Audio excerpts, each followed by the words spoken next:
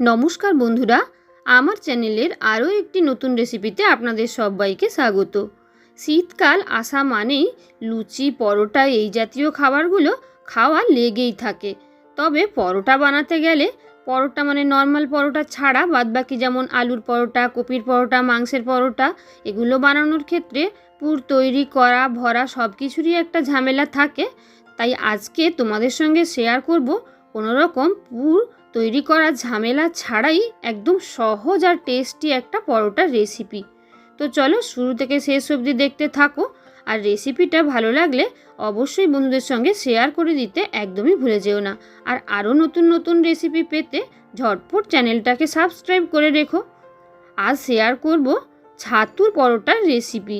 ছোলার ছাতু কম বেশি সকলের বাড়িতেই এখন থাকে, আর যদি নাও থাকে দোকানে প্যাকেটে কিনতে পাওয়া যায়, সেই প্যাকেট থেকে কিনে এনেই তোমরা এই রেসিপি বানাতে পারো। তো ছাতুর পরোটা বানানোর জন্য প্রথমে আমি ময়দার ডোটা মেখে নেব। আর এখানে আমি শুধু ময়দা ব্যবহার করিনি, হাফ ময়দা আর হাফ আটা একসঙ্গে মিশিয়ে ভালো করে ময়াম দিয়ে আর সামান্য লবণ দিয়ে মেখে নিচ্ছি। তো তোমরা চাইলে শুধু ময়দা কিংবা শুধু আটা দিয়েও এই পরোটাটা বানাতে পারো। দেখো ময়াম সুন্দরভাবে দেওয়া হয়ে গেছে। এবার অল্প অল্প জল দিয়ে আমি ময়দাটা একদম লুচি পরোটা যেভাবেই মাখা হয় ময়দাটা, সেভাবেই আমি ময়দাটা মেখে সুন্দর একটা নরম ডো তৈরি করে নেব। এবার আটা ময়দা খুব ভালোভাবে মাখা হয়ে গেলে এটাকে ঢাকা দিয়ে 15 থেকে 20 মিনিটের জন্য রেখে দেব। আর ততক্ষণে আমি ছোলার ছাতুর পুরটা বানিয়ে নেব। ছোলার ছাতুর পুর বানানো কতটা সহজ তোমরা দেখতে থাকো। একদম দুটো বড় সাইজের পেঁয়াজ ছোট্ট একদম পাতলা স্লাইস করে কেটে রেখেছি। পরিমাণ মতন কাঁচা লঙ্কা যে যেমন পছন্দ করো, আবার না চাইলে নাও দিতে পারো। দিয়ে দিয়েছি 4 চামচ মতন ছোলার ছাতু, আর দিয়েছি হাফ চামচ মতন জোয়ান। এবার শুকনো অবস্থায় ভালো করে এগুলোকে মেখে নিচ্ছি। তারপর অল্প একটু জল দিয়ে হালকা মাখো মাখো একটা মিশ্রণ বানিয়ে নেব। একদম ঝুরঝুরেও থাকবে না কিংবা একদম কাদা কাদাও হয়ে যাবে না, তাই অল্প একটু জল নিয়ে মেখে নিচ্ছি। তো আমি এখানে সামান্য লবণ আর অল্প চিনিও অ্যাড করেছি। তো তোমরা না চাইলে নাও দিতে পারো যারা মিষ্টি না পছন্দ করো। এবার আবারও অল্প একটু জল দিয়ে খুব ভালো করে একটা মিশ্রণ বানিয়ে নেব, যেই মিশ্রণটা আমি ওই ডোয়ের মধ্যে পুর হিসাবে ভরবো, ছোলার ছাতুর পুর হিসাবে। দেখো খুব সুন্দর একটা পুর রেডি হয়ে গেছে। এবার এটাকে রেখে দিয়ে আমি ময়দাটাকে বের করব। ময়দাটা দেখো এতক্ষণ রাখার পর বেশ অনেকটা নরম হয়ে গেছে, তাই আরেকবার ভালো করে হাত দিয়ে ঠেসে নিচ্ছি। এবার এখান থেকে এক একটা করে লেচি কেটে নেব। লেচিগুলো রুটি যেমন হয়, রুটির লেচি যেমন ঠিক ততটা কিংবা তার চেয়ে একটু বড় কয়েকটা লেচি কেটে প্রথমে তোমাদের একটা দেখাই, তারপর বাদবাকিগুলো করব। তা না হলে অনেক সময় ময়দা শুকিয়ে পরোটাটা শক্ত হয়ে যেতে পারে।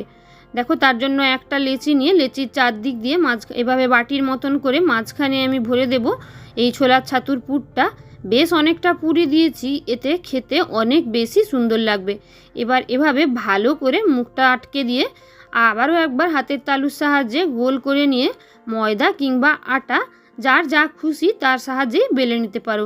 কখনো তেল দিয়ে বেলার চেষ্টা করবে না, এক্ষেত্রে প্রথম থেকেই একদম ছিঁড়ে যাবে রুটি বা পরোটাটা।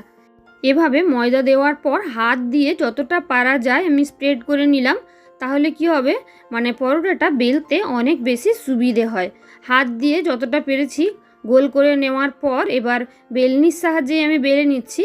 যেহেতু পরোটা ছাঁকা তেলে ভাজা হবে না, তাই এগাট্টু পুর বেরোলে কোনো অসুবিধেও নেই। আর এভাবে যেহেতু পেঁয়াজও ভরা আছে, তাই পুর সামান্য একটু বেরোবেই, তার জন্য চিন্তার কিছু কারণ নেই। খুব বেশি জোরে চাপ না দিয়ে হালকা হালকাভাবে অল্প ময়দা বা আটা যাই হোক মিশিয়ে বেলে নেব।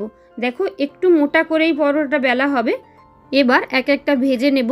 তার জন্য গ্যাসে তাওয়া বসিয়ে তাওয়াটা গরম হলে তাওয়াতে দিয়ে দেব, কোনো রকম তেল না দিয়ে দিলাম পরোটাটা দুপিঠ ভালোভাবে সেঁকা হয়ে গেলেই ওপর থেকে তেল দিয়ে দেব।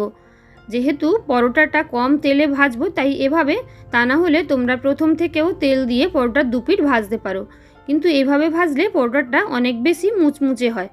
দেখো ভালো করে দুপিঠ উল্টে পাল্টে আমি ভেজে নেব সাদা তেল দিয়ে। আর গ্যাসের ফ্লেম লো টু মিডিয়ামেই রাখবো, তাহলেই পরোটা দেখবে কালারটা যেমন সুন্দর হবে তেমনি খেতেও বেশ মুচমুচে হবে। দেখো এক পিঠ কতটা সুন্দরভাবে ভাজা হয়ে গেছে। এভাবে প্রায় 1.5 থেকে 2 মিনিট সময় লাগবে এক একটা পরোটা ভাজতে। একইভাবে সব কটা পরোটা আমি ভেজে নেব। দেখো আরও একটা পরোটা বেলে নিয়েছি, ওটাকেও ভেজে নিই। আর পরোটাটা ভাজতে ভাজতে তোমাদের আরেকটা লেচির মধ্যে পুর ভরে দেখিয়ে নিই। দেখো এভাবে বাটির মতন করে প্রথমে গোল করতে হবে, তারপর যতটা পরিমাণে পারা যায় পুর ভরে নিতে হবে, মানে যাতে বেলতে সুবিধা হয়। এবার ভালো করে মুখটা চেপে নিয়ে এভাবে হাতের তালুর মাধ্যমে রেখে চ্যাপটা করে নিয়ে তারপর একইভাবে বেলে পরোটাগুলোকে ভেজে নিতে হবে। দেখো প্রত্যেকটা পরোটাই সুন্দরভাবে ভাজা হচ্ছে, দুপিঠ সুন্দরভাবেই কালার আসছে। আর এভাবে বানানো ছাতুর পরোটাগুলো কিন্তু খেতে অপূর্ব লাগে। তোমরা তো দেখতেই পেলে কোনো রকম পুর ভরার ঝামেলাই নেই, পুর তৈরি করার ঝামেলাই নেই। আরও একটা ব্যাপার হলো, এই পরোটাগুলো কিন্তু টমেটো কেচাপ কিংবা আচার দিয়েই সার্ভ করা যায়, এতেই সকলের ভীষণ পছন্দ হবে। তো অবশ্যই বাড়িতে বানিয়ে কমেন্টে জানিও কেমন হয়েছে খেতে। আর ভালো লাগলে অবশ্যই বন্ধুদের সঙ্গে শেয়ার করে দিতে একদমই ভুলে যেও না। আসছি নতুন কোনো রেসিপি নিয়ে, ততক্ষণের মতন সবাইকে টাটা।